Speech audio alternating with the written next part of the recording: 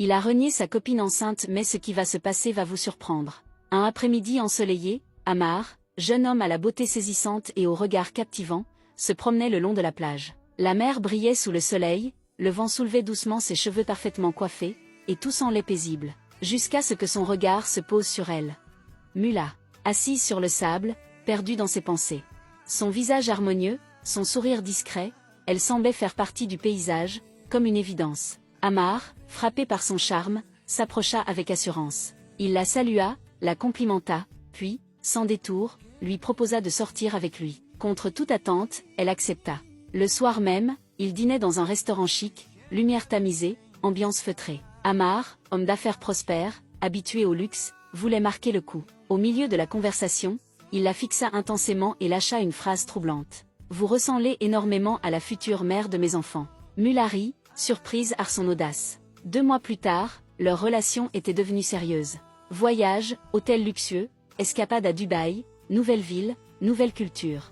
Ammar était attentionné, généreux, presque parfait. Il dormait enlacé, partageait des nuits de tendresse, construisait des rêves. Du moins, c'est ce qu'elle croyait. Un soir, dans le salon somptueux de Ammar, baigné de lumière dorée, Mula murmura timidement. « Mon chéri, parfois j'imagine notre mariage. » Le silence devint lourd.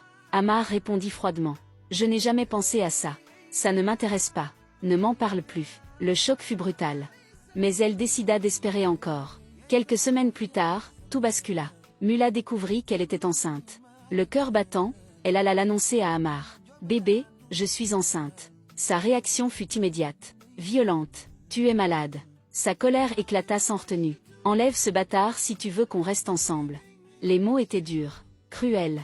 Elle s'évanouit. À son réveil, il tenta de se montrer plus calme. « On aura d'autres enfants. Mais à maintenant. Avorte. » Puis il ajouta, presque agacé. « Si tu es enceinte, avec qui vais-je aller à Dubaï, New York, Belgique ?» Confuse, brisée, amoureuse malgré tout, elle accepta. Le lendemain, à l'hôpital, tout se déroula rapidement. Un mélange de vide et de silence.